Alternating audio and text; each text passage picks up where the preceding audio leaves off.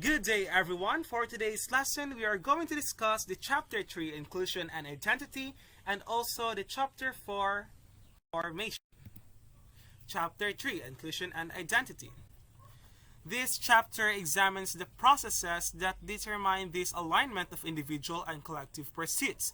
Once the members join in a group, they can seek their own goals and they must also contribute to the collective. This intermingling of individual and collective motives blurs the boundary between self and others, resulting in a collective group level identity. Some species of animals are solitary. For example, the cheetah, giant panda, orangutan, and the possum remain apart from other members of their species and congregate in some cases only to mate or rear offsprings. Other animals such as chimps, hyena, deer, and mice are social creatures, for they usually forage, feed, sleep, and travel in small groups. What about humans? Do people tend to keep to themselves, guarding their privacy from the intrusions of others, or are humans group-oriented animals who prefer the company of other people to a life alone? According to social psychologists Roy Baumeister and Mark Leray, they argued that humans have a need to belong. So, what is the need to belong? It is a pervasive drive to form and maintain at least a minimum quantity of lasting positive and impactful interpersonal relationships. It is also the generalized desire to seek out and join with other people, which, when unsatisfied, causes a state of tension and want. Groups transforms the me into the we. Even though each group member is capable of surviving independently of the group, the need to belong is usually stronger than the desire to remain independent of other influences. Solitude and social isolation.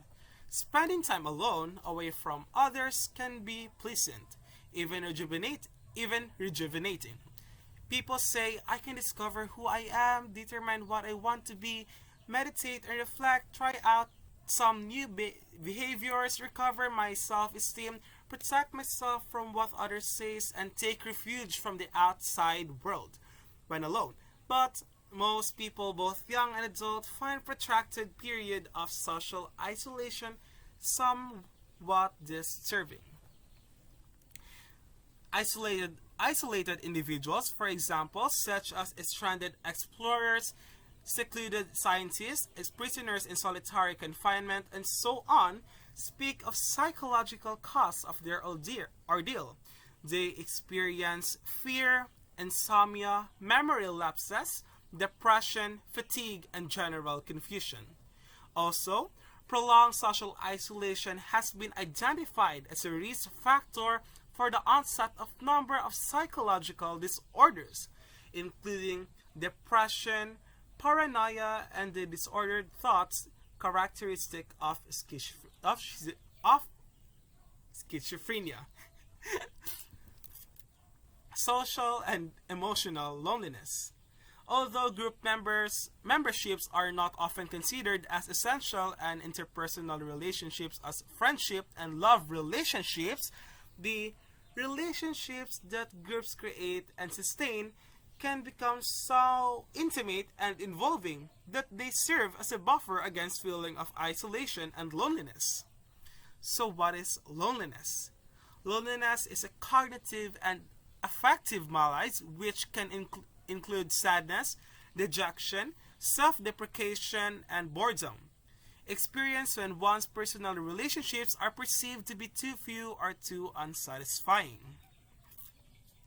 Emotional loneliness occurs when a problem is lack of long-term, meaningful, intimate, and relationship with another person. This type of loneliness might be triggered by divorce, a breakup with a lover, or repeated romantic failures. Social loneliness, in contrast, occurs when people feel cut off from their network of friends or acquaintance and group members. Inclusion and exclusion. Ostracism is excluding one or more individual from a group by reducing or eliminating contact with a person. usually by ignoring, shunning, or explicitly banishing them. The, the word ostracism dates to the Greeks, who voted to punish members of the community with banishment by inscribing their names on a potsherd called ostraka. Cliques of adolescents, girls for example, uses the threat of exclusion and ostracism itself like what we call the silent treatment or the cold shoulders, for them to control the activities of members, with excluded girls finding that they are suddenly outcasts instead of trusted friends. Reaction to exclusion. Most people respond very negatively to ostracism and exclusion. When asked to describe their feelings, excluded people report feeling frustrated, anxious, nervous, and lonely, whereas those who are included in the group feel relaxed, friendly, and comfortable. The fight or flight response. Some people facing exclusion fight their way back into the group. It is a fight response. Or they avoid further rejection by seeking membership elsewhere. It is the flight response. Fight or flight response is a physiological and psychological response to stressful events characterized by the activation of the sympathetic nervous system. It is the increase of heart rate, pupil dilation, that readies the individual to counter the threat, fight, or to escape the threat, flight.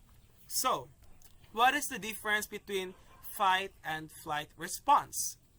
Fight response is people who shows this kind of response may confront group members directly, attempt to force their way into the group, insist that the group exclude someone else or derogate those who have excluded them.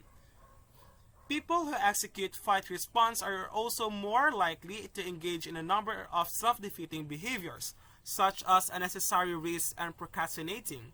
They also become less helpful toward others and more competitive overall. In more extreme cases, they may lose their temper and try to harm the group in some way.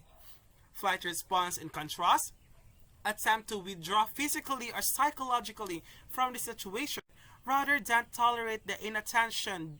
Those who withdraw inhibit their relation tendencies, keep to themselves, or seek acceptance by some other groups. Tend and befriend response. It is a physiological, psychological, and interpersonal response to stressful events, characterized by increased nurturing, protective, and supportive behavior, also known as tending, and initiating and strengthening a relationship with other people, also known as befriending. Those who have recently been excluded or who feel lonely are far more attentive to and more likely to remember accurately the details of the group's interaction. Those who tend and befriend rather than fight and flee seek social reconnection. They are more sensitive to social cues, more willing to work hard for the group, and even tend to unconsciously mimic the actions of those around them.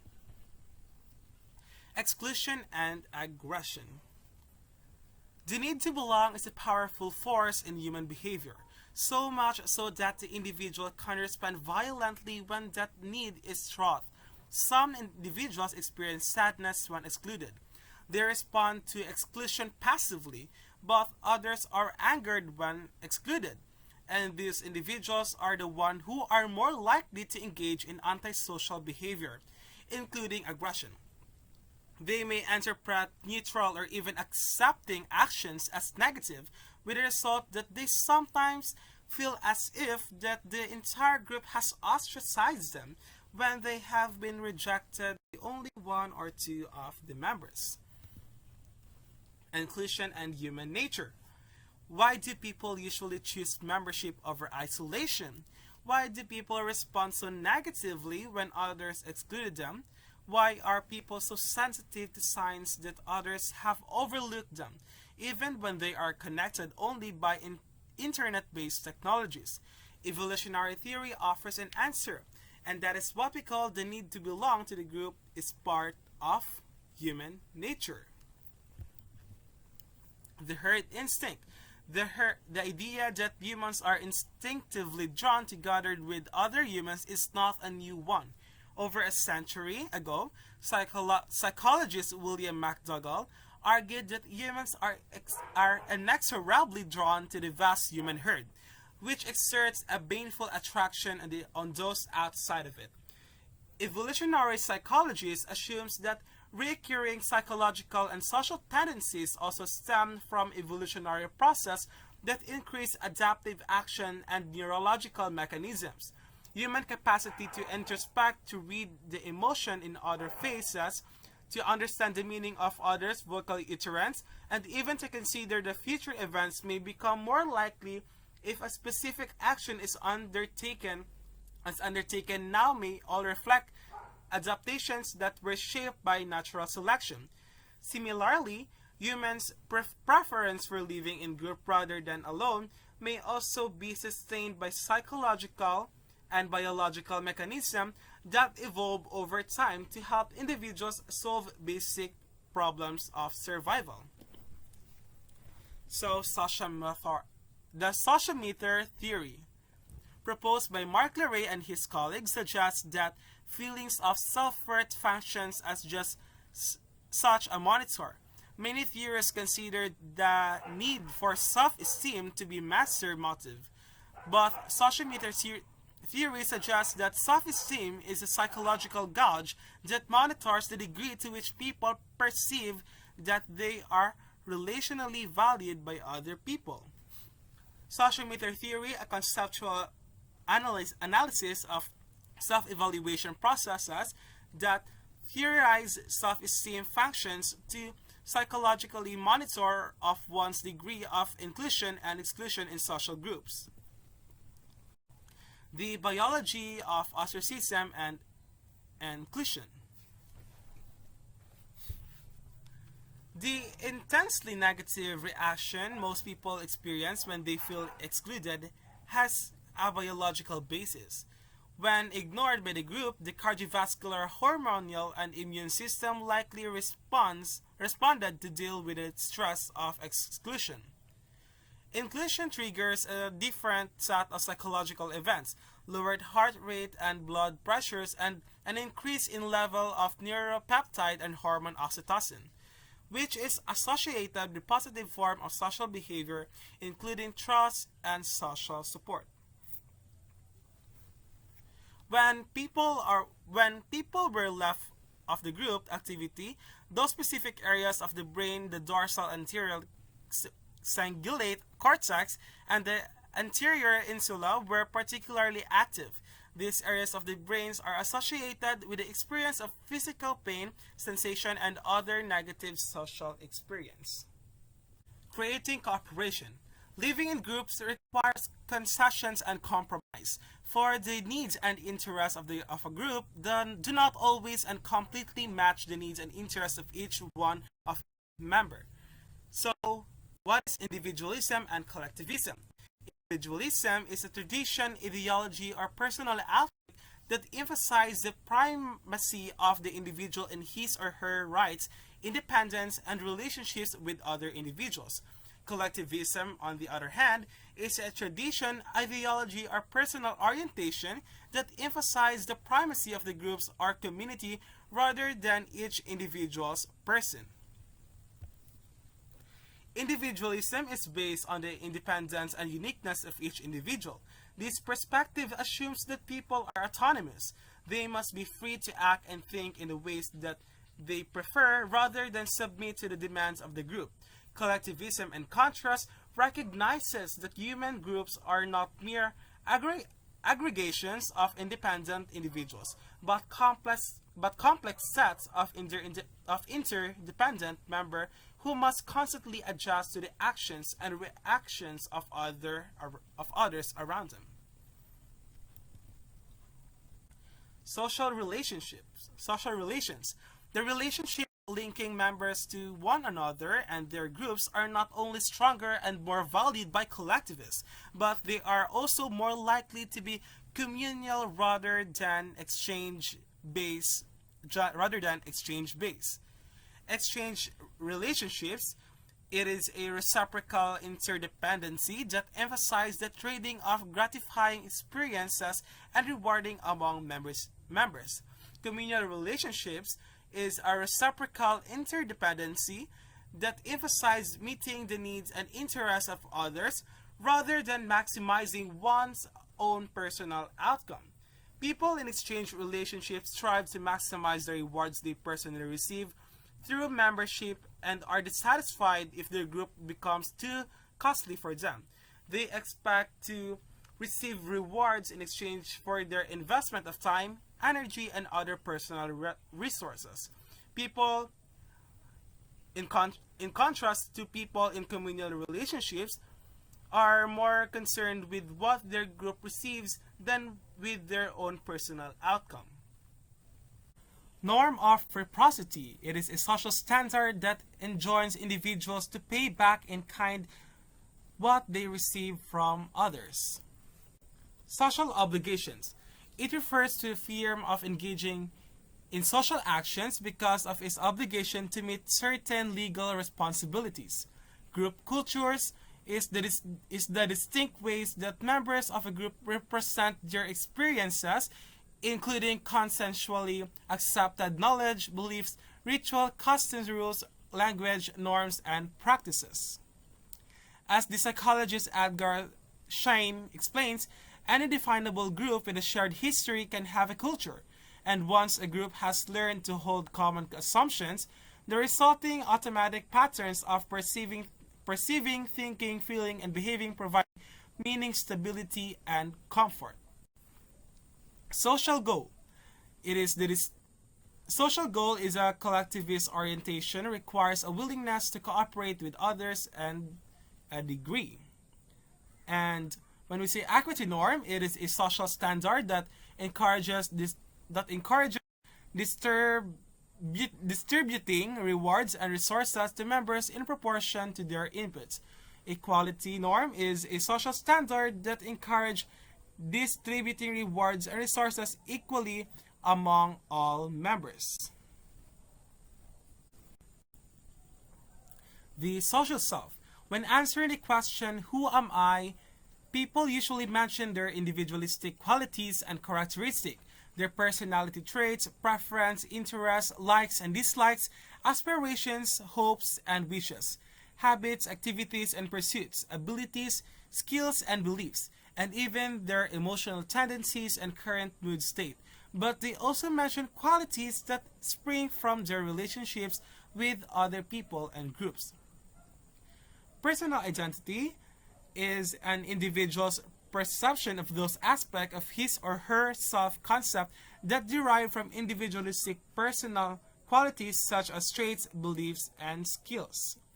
Social identity is an individual's perception of those aspects of his or her self-concept that derive from his or her relationships with other people, groups, and society. Individualists and collectivists are those selves tend to be dualistic with both personal and social sides. But some people stress their personal individualistic qualities and others their social collectivities opportunities. Individualists are independents or idiocentrics are those individuals purpose to put their own personal interests and motivations above the group's interests and goals. Collectivists or interdependent or allocentric are those individuals predisposed to put the group's interests and goals above their personal interests and motivations. Culture difference. The very idea of self may differ across culture. When researchers measured the relative emphasis on the individuals and the group in the countries all around the world, they found that the United States other English-speaking countries such as England and Australia and Western European countries such as Finland and Germany tend to be more individualistic than Asian, Eastern, European, African, and Middle Eastern countries, and that is some indicators that culture differs the idea of the self. Maintaining optimal distinctiveness. Collectivists are often contrasted with individualists, but these two orientations are continuous dimensions of personality that vary in influence across time and situation. Optimal distinctiveness theory is a conceptual analysis that assumes individuals strive to maintain a balance between three basic needs. It is the need to be assimilated by group, the need to be connected to friends and loved ones, and the need for autonomy and differentiation. So let us proceed to our next topic, which is from personal identity to social identity. How does a group become part of one's social identity? What impact this acceptance of the group into one's identity have one on self-concept and self-esteem? In this final section of this chapter, we consider one compelling theoretical answer to these questions, and that is social identity theory. Social identity theory, the basics, is an attempt to understand the causes of conflict between people who belong to different groups. Polish psychologist Henry Tajfel and British psychologist John Turner, along with their colleagues, originally developed social identity theory. So, what is social identity theory? It is a theoretical analysis of group processes and intergroup relations that assumes group influences their members' self-concept and self-esteem, particularly when individuals categorize themselves as group members and identify with the groups. Social identity theory basically aims to specify and predict the circumstances under which individuals think of themselves as individuals or as a group members. The theory also considers the consequences of personal and social identities for individual perceptions and group behavior. Going back, Tajfel and Turner began their work by first creating the minimal intergroup situation. It is a research procedure used in studies of intergroup conflict that involves creating temporary groups of anonymous, unrelated people. In this procedure, there are gatherings of two groups of volunteers with no history, no future together, and no real connection to one another. The process begins by randomly assigning participants to one of two groups, but they told the participants that the division was based on some irrelevant characteristic, such as art preference. Next, the participants were given a survey asking them to divide a certain amount of money among the participants in the study. The name of the individuals were not listed on the survey, but the participant could tell which group a person belonged to by looking at his/her code number. After the procedure, Tajfel and Turner assumes that the member of such rudimentary groups would not even notice which group they were in or belonged to some other group. But they were wrong. Even though participants did not know one another, they would not be working together in the future. And their membership in the so-called group had absolutely no personal or interpersonal implications. They still favored the in-group over the out-group.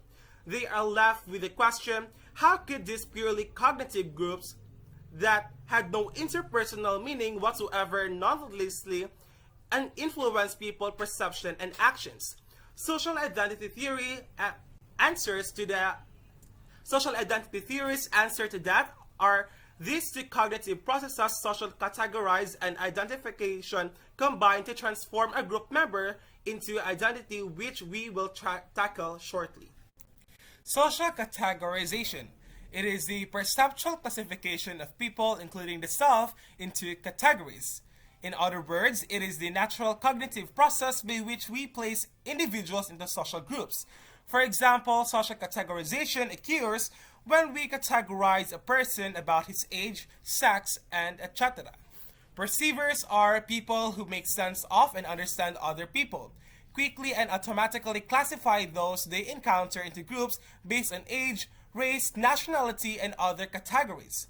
Once classified, individuals' perceptions of people are influenced by any belief they may have about the qualities of people in such group.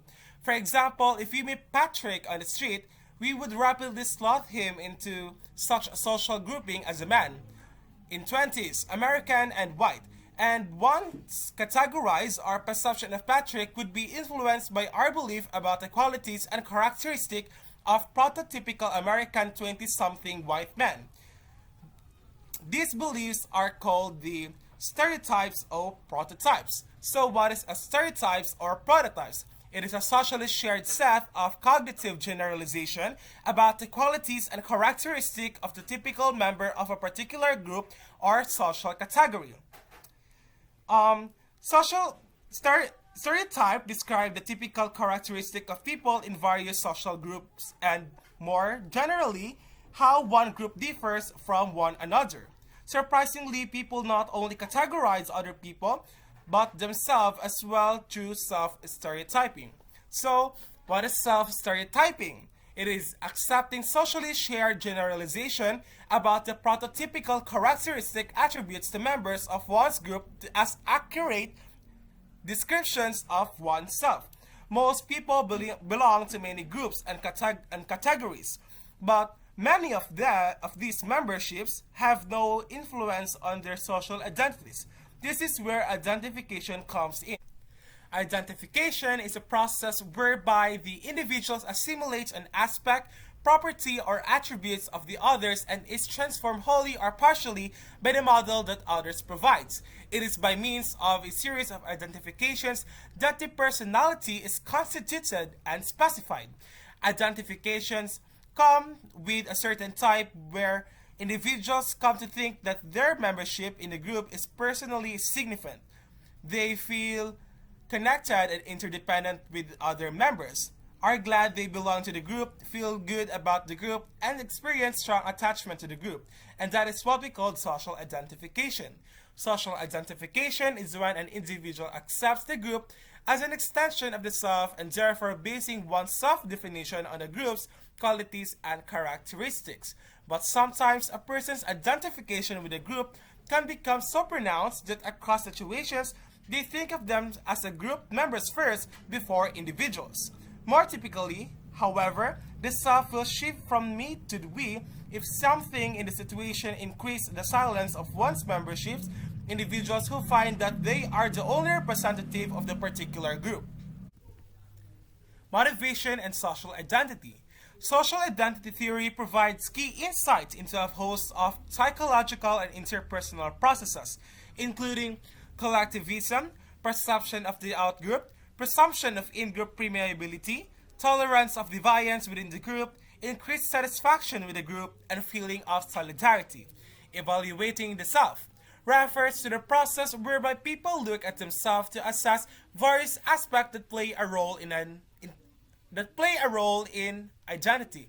The concept is therefore closely related to self-verification and self-development. According to Hogg, suggests that at least two basic motives influence the way social categorization and identification processes combine to shape one's sense of self. In general, individuals are motivated to think well of themselves, and since their groups comprise a significant portion of themselves, they maintain their self-worth by thinking well of their groups. Second, Hogg suggests that self-understanding is a core motive for most people, and that group offer people a means of understanding themselves. When individuals join group, their self-concept become connected to the group, and the value of the group influence their feelings of personal worth. People who belong to prestigious groups tend to have higher self-esteem than those who do not. Collective self-esteem. It is an individual overall assessment of that portion of their self-concept that is based on their relationships with others and membership in social group. Social psychologist Jennifer Crooker and her colleagues examine the relationships between people's self-esteem and their feelings about the group to which they belong by developing a measure of collective self-esteem. Instead of asking people if they felt good or bad about themselves, they ask individuals to evaluate the group to which they belong. Drawing on prior work on social identity and self-esteem, the researchers developed items that trap four basic issues: membership esteem, private collective esteem, public collective self-esteem, and importance of identity as seen on the table that is presented. Protecting the collective self. People protect their collective self-esteem just as they protect their personal self-esteem. People tend to deny that their group possesses negative qualities, that they consider their groups to be superior to alternative groups. They give their groups credits for its success, but blame outside influences when their group fails. When individuals identify with their group, they also tend to exaggerate the differences between their group and other groups. Once people begin to think in terms of we and us, they also begin to recognize them and they. The tendency to look more favorably on the in-group is called the in-group out-group bias. So what is the in-group out-group bias? It is the tendency to view the in-group, its members and its products more positively than other groups, their members and their products. In-group favoritism is more common than out-group rejection. Even membership in a group that others may not admire is generally associated with higher level of self-esteem. The in-group out-group bias contributes to the self-esteem and emotional well-being of group members. Social identity theory posits the opposites are Social identity theory posits that people are motivated to maintain or enhance their feelings of self-worth, and because members' self-esteem is linked to their group, their feelings of self-worth can be enhanced by stressing the relative superiority of their groups to other groups. Even if the group falters, members can nonetheless find ways to protect the group and, in so doing, protect their own selves. A setback, particularly at the hand of another group, calls for social creativity. Group members compare the in-group to the out-group on some new dimension. So what is this social creativity? It is restricting comparison between the in-group and other groups to test out outcomes when the in-group is more successful than other groups and avoiding areas in which other groups surpass the in-group. Social creativity, it is the stereotypes are resistant to revision, so perceivers continue to apply them even when experience tells them this generalization about people are distorted. Stereotypes often trigger an unfavorable rejection of others that is both unfair and irrational, causing perceivers to prejudge people solely on the basis of their membership in a group or category. Stereotypes provide the cognitive foundation of prejudice, discrimination, and intergroup hostility. Stereotype verification and threat. The stereotype can also trigger a process known as stereotype threat. When individuals know that others they are interacting with may be relying on group stereotypes to judge them, this worry that they might confirm this stereotype may in turn undermine individuals' actual performance. What is stereotype threat? It is the anxiety provoking beliefs that others' perceptions and evaluation will be influenced by their negative stereotypes about one's group that can, in some cases, interfere with one's ability to perform to one's capability. In general, people are more disturbed by threats to their personal self-esteem than to their collective self-esteem.